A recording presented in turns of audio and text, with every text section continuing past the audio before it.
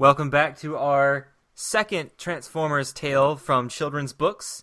This is the Autobots' Secret Weapon, which is actually one of only 2 hardcover books put out by Marvel Comics.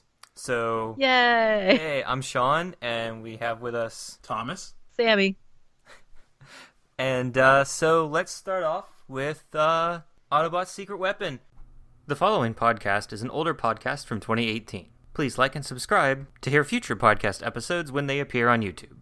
You can also hear the podcast by searching Sparkcast on any program that searches for podcasts, or go to geekaid.com. To read along with us on this podcast, or to read the book before we look at it, you can go to camphortree.net/tf/books. That's Camp HOR Tree. And click on the Marvel Hardcovers link. This is a very simple story. We can actually summarize this pretty easily. Basically, the Autobots, one gets captured, so some of them disobey Optimus to go save him. They get captured, so then they use the Trojan Horse, surprise attack, win, the end. But The end, everyone goes home. Podcast over. That was well, it. not everyone, as we'll get into, possibly. So, All right. I guess the first question I need to know is, do these books have an order? Like, does this take place after or before? do you think books have continuity in children's books?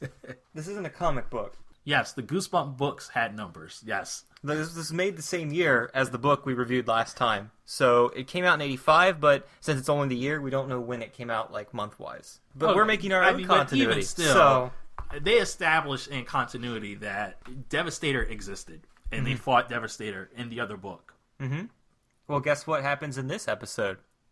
They fight Devastator. Sunstreaker is like, oh my god, I've never seen Devastator before, even though he was on the last book fighting. But then you go to Optimus a few pages later and goes, he knows what Devastator is. He's 6 robots in 1. All And I'm 35 like- Autobots fought him in the last... So apparently, what Optimus I knows... think some of the Autobots that were just further in the back, they just couldn't see anything. You can't His head blame was already them. blown off before they got a chance to kind of see what was going on at the front of the battle. So, segue before we begin the real story. The writer of this is actually somebody who's pretty famous. Nancy Krulik. And Sammy, I'm not calling out your age, but did you ever read as a child the Katie Kazoo Switcheroo books or the How I Survived Middle School books? No. Oh, okay. Well, those are her 2 creator-owned series. And before she did that, she wrote Magic School Bus and Mary Kate and Ashley detective mystery books. Seriously. And has done like 40-plus movie adaptation books. I mean, honestly, that makes a lot of sense with this book, because this book actually has, like, pretty decent writing. It's children writing. That's fine. There's some plot holes, but it is at least 20% better than the last book. I mean, she sounds like she's making a good living, just making little kids' books for licensed properties that are kind of have built-in popularity. So if you want to read the novelization of Space Jam, she's the one you want to see. Oh, she wrote that too. Yes. I know that's a thing for some reason. Or if you want to watch, I just watched Tomb Raider, the movie, and she did the novelization of that one. Yeah, the artists, I couldn't find anything about the 2 of them, because one's the same artist from the last book, and the other, I couldn't find anything about either. Charles Nicholas. He might have done some more Transformers books, but anyway, on to Sunstreaker. The vainest of the Autobots. Yeah. So vain, he doesn't notice a giant multi-story constructed... Look, when you're working on your chrome, just everything else around you just disappears. Yeah, you know how you are. You're standing over a river, checking out your naked body, just like awing in the spectacle. rubbing some suntan lotion on. Awing in the spectacle that is you. Like, yeah, it makes sense. It's fine. It's like he's waxing himself waxing himself. It's for Wax kids, on? Thomas.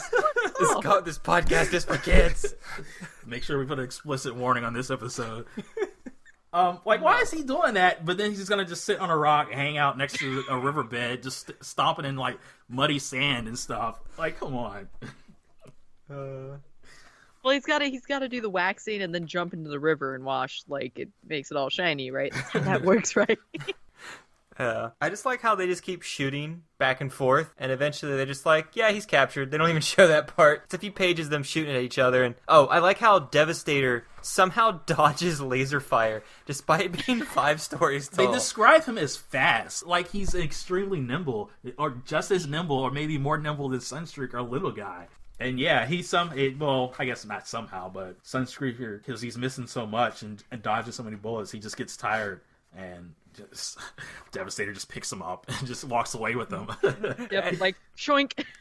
When I first read this, I thought this was almost going to be a story about bullies, because some guy's just hanging out, and Devastator's like, not acting like a Decepticon at first, where he wants to destroy him. He's just like, I'm going to mess around with this little Autobot. And it was going to be like some story about that. But it was not.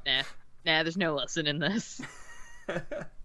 I think they attempted to make one by the end of it, but I was like, no, you can't just do that in the last 2 pages. The one thing I think is odd is, you notice all the blanks, like, so every page has a text box in it. And the text, for half the time, the text fills the entire space. But sometimes there's like a space on page 15 where you could fit another sentence. Other times you could fit 3 lines. Sometimes they'll increase the text box to be twice the size, but then still have 3 blank lines. I'm like, what the heck happened here? They just place a text box and say, make story for this art? Like, probably. Yeah, I wonder if it's due to a specific technique they use, because all these, I see what you're saying, that you wonder why they can't just make a bunch of different size boxes, but it seems that there's just a few box sizes and that they just worked with those. It could have been an editing thing, too, where they edited it much later in the process, where it was too late to change. Yeah. Yeah, that too. It might have just been part of the art. And it was like, I guess we'll just fit it. But at the same time, like, you could have just made the text bigger so it would fit in the box. And 22 is the most bothersome of all of them, because the sentences are actually just half of the box. It's not just a couple of lines. Wow. You could fit another paragraph there. It looks like maybe they just did it to be uniform, because each page has the size of the box is identical to the other page. So I got continuity questions for you here, you all. I just mentioned that he's like, oh, I don't know Devastator, and then Optimus later is, well, I know Devastator. He's 6 guys. He doesn't bother to tell anybody else. No, doesn't bother to warn anybody. But nobody else has access to records to see that Devastator was made by their ship when they were all repaired. The Dinobot goes there and goes, he can't wait to fight him because he's never fought Devastator before. So... And what's funny is that not all of the Dinobots go, just some of them. Yeah, you can just say, oh, the Dinobots are stupid, so he just doesn't remember fighting them. In Grimlock's case, you're like, Grimlock would be out there, because he always disobeys Optimus Prime. Exactly. He would have been right out there with the main 3 people that went. Yeah, that was one of the things I had to go back and check. Wait a minute, Grimlock actually didn't go. I thought he was already just with them. So what happens is, Sunstreaker is captured. But I guess before we get too far ahead, I have to mention just the whole cell thing. Yeah. They capture him, they put him in a cell. It's just bars, like metal bars with space in between them. And it seems like the whole time, from the moment he was captured and put into the cell, he's shooting out of the cell, shooting at the Decepticons. Yeah. He starts off shooting at Devastator. Megatron shows up. No, wait. Devastator breaks up, and he starts shooting at all 6 of them. Now continue. Devastator, one of the Constructicons talk to them. Then Megatron shows up and he starts ranting. Then he just starts shooting at Megatron. He shoots him in the face. He shoots him in the back of the head after shooting him in the face. Then that just pisses him off. So now the Constructicons and Megatron are shooting at him at Sunstreak inside the cell. It's just this is like so sad. And they describe it that he crawls up into a corner of his cell to tend to his wounds. It's just, man, they're like torturing this guy. I mean, he kind of asked for it. I cannot believe the Decepticons for this one, because that was Sunstreaker's own dumb fault. Yeah, it was. It was absolutely stupid. What? Like, what are you going to do? Are you going to run? And what was your plan? It's just like, I'm just going to lash out just because. Do you think that they weren't going to shoot you back? Like... I didn't want to skip over that. That whole beginning of the book. Yeah, that was hilarious. Yeah, It was so funny. And the Constructicons are like, leave him his gun. It's just one person. Megatron gets so pissed off, he turns around and shoots him. What? Megatron, really? I'm surprised he didn't turn into a gun and have someone hold him and shoot him so that he could make a hole through him. Just kill him. And No, that's too much. Yeah. It's too much. They need him for the grand plan. For some reason, they contact Blaster, and I'm like, do they have Blaster's frequency? But I guess that's cartoon logic, you know? You always have a way to contact the good guys somehow. Yeah, it's fine. I didn't really have too much of an issue with that. I can't get over. But Like also- Megatron's facial expression there too is like, like what just happened? I can't believe this. This guy with the giant gun in his arm. He actually shot me. Well, also, look what he shot him with was a missile, but it's drawn to be a laser. Yeah, that was another thing that I noticed that I didn't want to get too nitpicky. But basically, even throughout the whole fight, the initial fight with Devastator, they call it a laser missile. They call it a laser rocket. Some people had laser missiles. Some people only had lasers. Some people actually have lasers? Okay. Yeah, so if you were an awful Transformer, you got just lasers. Yeah, they just kept calling it missiles. I was like, what missiles? I only see laser blasts. But then they call them laser missiles, so they are just referring to... I guess there are just different types of laser blasts. So basically, Megatron's like, we got your boy, and we're gonna kill him, and we're gonna resurrect him as a Decepticon, because that's totally within the continuity of the show. Yeah, and there's nothing you can do about it because we have Devastator. No, it's just like, yeah, no, that's how that works. That's how you make a Decepticon. You just take an Autobot and destroy them and then rebuild them as a Decepticon. Wait, does that mean completely different? All the Decepticons then are zombie Transformers? Zombie Autobots. Yes. So the Autobots have only been fighting themselves. It's so See, deep. it gets really deep at that point. You guys have a continuity explanation for that as to why that's not a real thing. Is Megatron just stupid? Does he think he's got a new plan that just doesn't work? Well, I mean, as we later find out, Hook's a surgeon, and so I'm sure he could use his surgeoning to make Decepticons. It makes sense. Yeah, sure. As much sense as Hook is a surgeon. Yeah. Hook is one of the Constructicons. And apparently he's a surgeon and a crane or something like that. He has a hook. Like, I'm surprised he doesn't have a hook for a hand. And I like how this whole time they're shooting at Sunstreaker, he gets shot like 20 times, even in the Devastator battle, and he's not damaged. These can take a lot of punishment, these Transformers in this book. Well, except for the ones at the end, apparently, who just pass out. I feel like there were too many passed out robots in that last panel. I mean, I'm jumping super ahead, but... Yeah, so what happens... Yeah, because Optimus is like, no, we can't give in, we gotta think of a plan. And Sideswipe's like, no, my twin brother's been kidnapped. And you're like, what? At least that's what I got. I was like, twin brother? What are you talking about? They're all completely different. I mean, I don't know. I guess we can't really apply human biology to the giant robots that talk, so... Well, I know they later explain it in lots of comics. I don't know if the cartoon ever did, but I'm just like... There's Spark split in two. Yeah, I don't know I don't even remember which continuity that is. I have no idea. Yeah, I just think of this. First of all, he says he's his twin brother. First of all... There's so many things to unpack with this. Not just his brother, but his twin. Well, like mine, it says Sunstreaker is my twin Autobot. It doesn't necessarily say brother. Oh, he doesn't? Oh my god, I remember that incorrectly. Wow. I'm just gender correcting all over the place. No, it's fine. So, but like, it's still twin Autobot. It's just maybe they were made from the same mold. I don't know. Then they destroy that mold. I don't know. But I like it's fine. how... We need to sell more toys. That's the explanation. I like how Optimus is, oh no, Devastator's too strong to fight. I was like, Swoop just went out and took him out in one blow last book. Why don't you just send Swoop in and be like, done? For whatever reason, some of the Dinobots go, but Grimlock is behind. He seems like the most headstrong of all of them that always goes off and disobeys. Yeah, instead it's Sideswipe and two of the other Dinobots. I can never remember their names. Sludge and Slag. And the Triceratops and the Brachiosaurus looking thing. Yeah. Yeah. And so I love how Optimus for this is just like, I must tell you about Devastator. He's not an ordinary Decepticon. He really is 6 Constructicons put together. It's gonna take all of our strength and cleverness to defeat him. Sends 3 robots. And you can buy all 6 of them separately for $29.99. You're talking about all this, like, togetherness and bloopity blop, and he's really dangerous.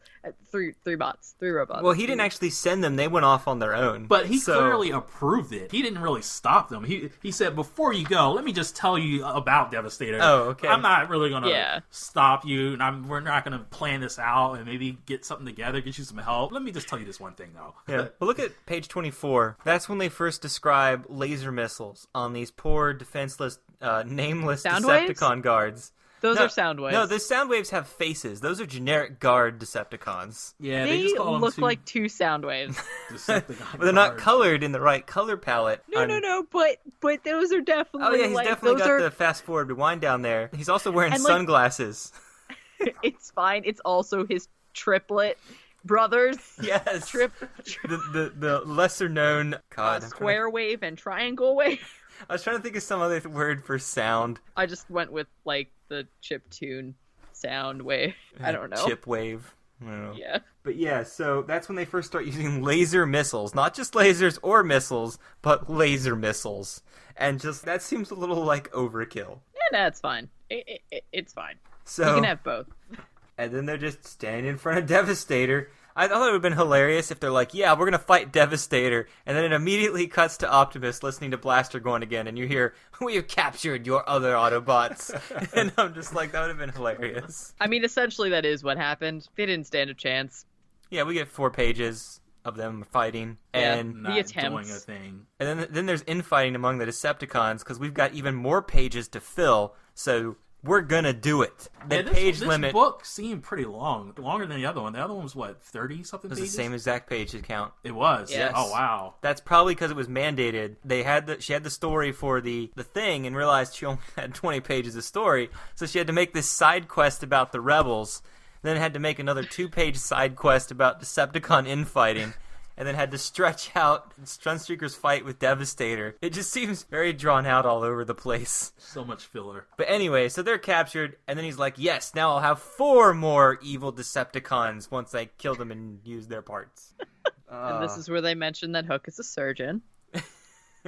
How's the story going at the halfway point for you guys before the main quest begins? I mean, as soon as you get to them building the statue and rolling it in, pretty funny. Like Grimlock's dragging it in. I mean, maybe a kid wouldn't notice that, but yeah, you're like, okay, now I know where this is going. Yeah. But then it kind of goes that way, but then it kind of doesn't for some reason. Yeah, what were you thinking, Sammy? You're saying Sammy? Sorry, no, I was just saying that I'm actually enjoying this one a lot more than the other one, and also in just general sense of like, yeah, like this is a fun book for just a kid's book. Like, yeah, it has a story. Maybe the difference is because there's no humans in this one. And maybe you know what? Everybody who does Transformer stuff should take that lesson and learn it. Take it to heart. You don't want Daniel in an exosuit? You don't want 3 humans following you around because they discovered your identity and you're afraid they'll be kidnapped at any moment? No babysitting, no buddy cop nonsense. You don't need a human in a wheelchair? Don't you need 5 humans fusing together to form one robot? Wait. Oh, God. Now I'm imagining, like, body horror human Transformers, and they're like, dear God, what is it? It's an abomination to nature. I don't need a little kid sitting on Optimus' shoulder in space talking about school projects. Hey, we're going to listen to all those. All, like, 20 of them. But yeah, they act like they're surrendering. They build this giant statue, I guess I don't know, show how much they're going to worship Devastator. It's like, that was 35. So we're 35, page 35 in here. And just like, yep. He's like, he got the idea for some reason from one of the other Decepticons from the other Autobots while he's thinking. And holy shit, Windcharger's in this story in the background. He's never in this anywhere, so. But yeah, a lot of people are shown but not described in this one. But you won't really pay attention because it's focusing on the main story, and only a few of them anyway. Yeah. I want to know how they built that statue in terms of, like... Is it wood? Again, the material. What is it made out of? How did they do this? It looks also, like wood. Yeah, I would assume it would be something, like, pretty hardcore, like rock. Well, not rock, but, like, concrete or just straight up metal. The frame looks like it's metal, but when they break through, it just looks like they're all jumping out a piece of paper because the way it tears and ripples and stuff. It looks like styrofoam. Yeah. Look at this. If you look at page 37, the leg is so small, no Transformer could fit in that because it only looks like as wide as like a few inches. Yeah, the depth of it, yeah. And also, if nobody has really, like, seen Devastator, how did they get it that accurate? Oh, but the best is page 36, where Megatron is holding a giant piece of paper that says, "We surrender, signed the Autobots." just Megatron. Well, it looks real enough to me. The one thing that's hilarious in the Japanese Transformers show, they're always printing out paper that says, from their computer, that goes, the Decepticons are here. Because apparently, even thousands of years in the future, you need paper. Why? But yeah, Devastator comes up, they bring out of the statue, and yeah, like I was saying, is like it didn't actually just go just the normal route of just Trojan Horse story. We're gonna destroy you guys with a surprise attack. No, everybody attack. They start fighting, but it immediately just turns into chaos where the reason they lose is because they're fighting each other in a terrible way. And also, like, the Constructicon, it freaks out and splits up into 6 robots again. Well, see, I liked that because that was actually a story point. As Optimus told us, there's 6 different people, and so they realized that, well, 6 people thinking as one has got to be really difficult. So they're just thinking, well, let's shoot him in, like, all at once in so many places that his brains will not be able to figure out where to block, where to go, and they can't handle it. Yeah, and, like, I actually really enjoyed that. I thought that idea was pretty sense. good. Yeah, that makes sense. Yeah. He has an excuse for why he fell apart and like why he's not as effective as he could be, but I don't think there's any excuse for Rumble. Wait, okay, hold on. Before we get to Rumble, just on the topic of Devastator. Yeah. On page 38, where he is just kind of gently holding the statue. Yes. I didn't read the blurb yet because I was like, when I was originally reading this, like I thought he was just like, I figured you out, and was just gonna like lift him up and toss him. and tear it apart. I know you're in there. Or he's just like, I'm so ready. I was like, oh no, they all right. I like how he's just holding. It's like, I am amazed. Something that looks like me, but a different color. It's almost like it's a recast toy, so they don't have to make any more money off of it. Here, you can get your own Trojan Horse Devastator for $29.95. Comes with exploding Autobot popping out of the chest. When every kid needs. So yes, Rumble. Yeah, so, 6 minds and trying to act as one, they kind of have an excuse for, like, not being as effective as they could be. Rumble, he's just causing havoc for everybody, knocking his own guys into the holes that he's creating by just jumping up and down, throwing a tantrum. He's not using his piledriver arms. He doesn't have piledriver arms. He creates his earthquakes by jumping up and down. And it describes that, too. Yeah, it's specifically described as, he jumped and he pounded and he screamed and he yelled. Then the ground cracked open. But what happens? Thousands of robots were falling. Like, how big was this battle? Thousands. 39 Autobots and almost 1,000 Decepticons. All those little the colorless Decepticon guards. What's his excuse? How does he not have any control over his powers? He's not aware of what he can do. He just doesn't just sit the battle out. Let some of the other 1,000 Decepticons handle it. But yeah, they're all these flyers are shooting themselves out of the sky. Rumble's acting crazy, tossing his guys in a hole. It's ridiculous. He's acting like Donald Duck. Oh god, that's funny. So one thing I think is hilarious is, remember how in the first 3 episodes Optimus is like, Autobots to the air, and then never again. In this episode, if you look at page 42, all fighter jets to the air, and I'm like, oh, I guess the Autobots have jets now. So I that's just didn't the thing. question it. If they have thousands of robots with them somehow, or even between 35 and 1,000, there's got to be some airplanes in there.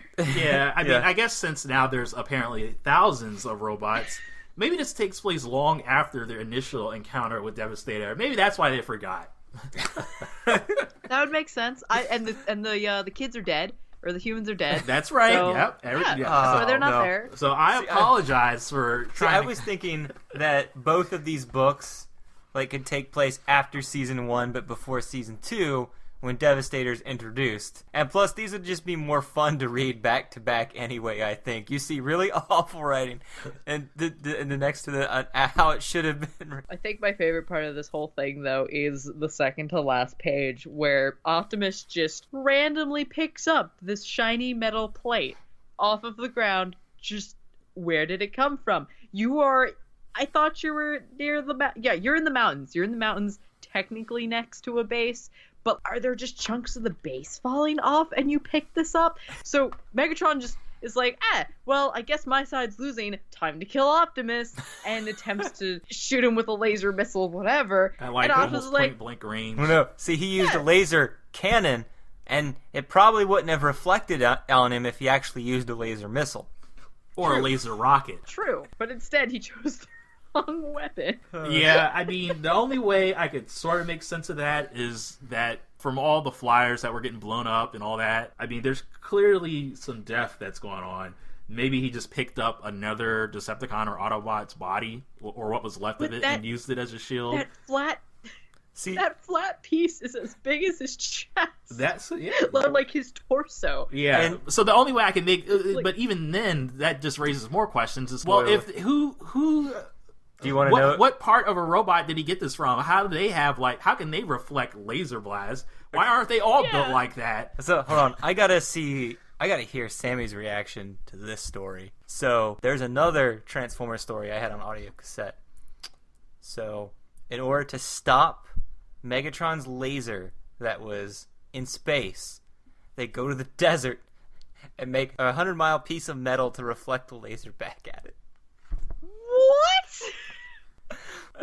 They go to another planet to do that? No, they go to the desert. And they're all on the same planet. In Earth, yeah.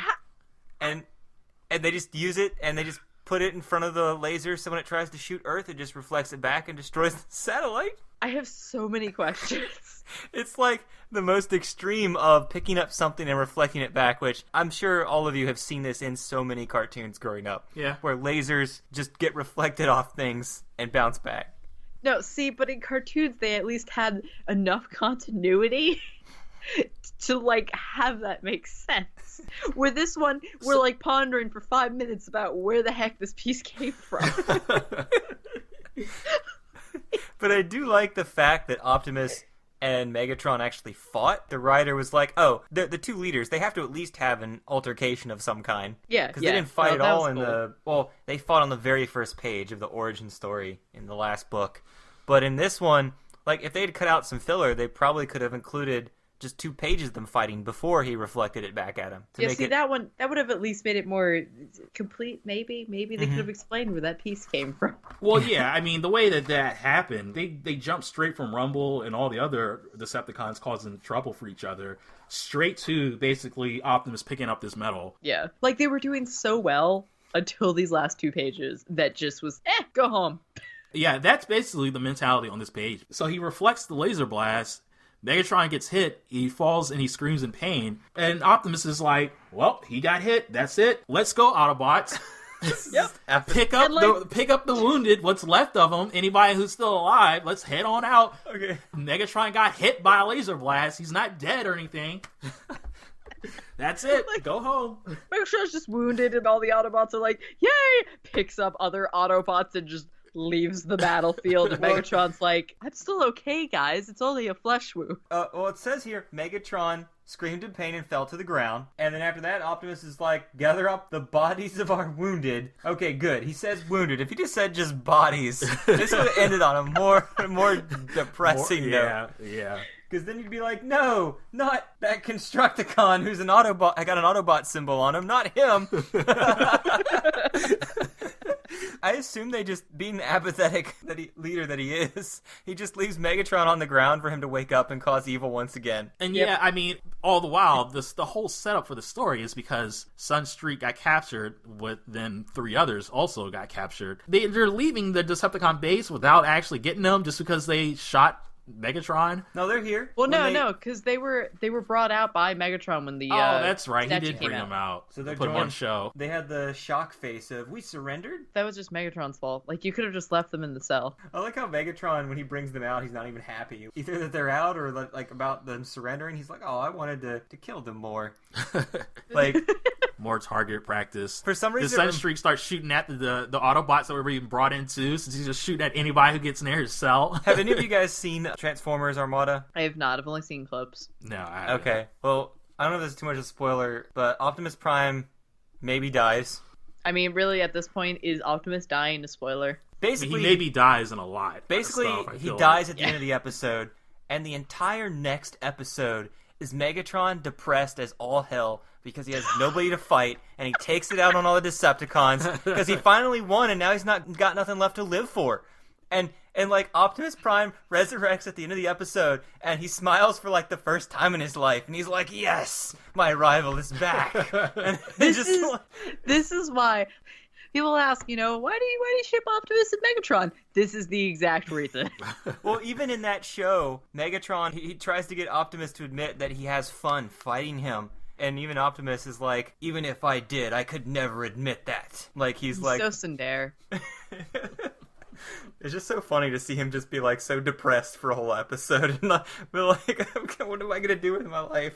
It sounds accurate, though. Absolutely. That's fine. Especially since it's Armada, so it's like, it's Japanese anime. And I like that. That makes so much sense. Well, is it Japanese? I thought it had some American writers or input. I think it was a co-production. It definitely feels like American storytelling. That particular kind of plot device trope has been used in plenty of stuff. I mean, Batman and the Joker. Fair. Sorry. Fair. No. It's true. I've been watching a lot of Dragon Ball. So, like, when you said that, I was like, Goku and Vegeta at the point that I'm at right now. It's nothing to do with Transformers. I'm sorry. What'd you all think of the Autobot secret weapon? I need a toy of it. Of papier-mâché Devastator. Yeah. They haven't sold it already. It's like a build-your-own kit that they would sell. I almost forgot the most amazing thing. The cover. Okay? So first of all, there's an Insecticon on the cover, which makes no sense. Look at the picture in the center. So, who's in the center? Devastator. Yep. Okay, so, Sammy, who's that down there in the corner, in the right-hand corner? Isn't that also a Constructicon? Yes! Who's looking at Devastator, who he is one of the limbs of, who is somehow complete, coming after him. I also enjoy how his head is specifically sparkly. Like, somebody, like, why he has, in that that's like font? the most emotion I've ever seen in any Autobot show. But maybe that's why, because he's, wait a minute, I'm Devastator. How am I here and you're there? You don't like... He's dreaming. He's dreaming about it. You don't like dull surprise Constructicon? Or not having emotions? Or what is it, like, Megatron always looks like he's frowning, and so do a few other people. They always look like they just go instant frown about what's happening around them. There's a lot less face, a lot less lips on these Autobot and Decepticons in this book. They don't need emotions. They're just aliens, right? Yeah, that's why we'll kill them off to sell more toys. Nothing can happen there. Final thoughts, Sammy? Other than stupid styrofoam. Anyways, I enjoyed it. I actually did enjoy it. I thought it was a fun read, other than those last 2 pages that just drop the story. And some other questionable moments. Overall, I liked it. This book, I guess, having now read both of them, are there more? Because if there's more, I can say now that I kind of want to read them. At least see the ending, because this whole thing with Optimus just... Hey, we won. Forget everything that's happening right now. We won. Like, it's some kind of moral victory that he's desperately seeking, and once he has it, he's just like, nope, that's it. We won the war. Don't gotta worry about you anymore, Megatron. Well, the funniest thing is there's actually a ton of Transformers books. Not anymore in this hardcover, but there are a lot of story books. And even the coloring... Are they written by the same? Is it like the same? No, this was her only Transformers book, and it's the same with the other writer. But there's not only a lot of audio books, like on record or cassette tape from America and the UK. There's a ton of children's books, and there's also around, I think, somewhat like almost 10 choose-your-own-adventure books. Yes. Yes. I have one of them, and they're actually really fun. So I thought that would be fun to read one and choose the continuity from our decisions. Will it make more sense than these books? Who knows? Sammy, have you read it? I've only read one of them, and like that one was fun. I don't remember which one it is because it's been so long. But I liked all the different paths. Yeah, I didn't really pay attention to continuity at the time because I was just like, oh my god, I can make my own adventure. Like, I'm 5 again. And I just thought there's so many books out there that we could review. There's no order to them. We can just pick whatever we want. Like, oh yeah. So sure. Sometime after the next episodes, figure out which one would be fun to do. Maybe just start with a choose your own adventure book. We have to. We really should do that. I think it'd be fun. I'm only interested if they all have the Optimus that's in this book. If they have Apathetic Optimus. Apathetic Optimus. Apathetic Optimus. Hashtag.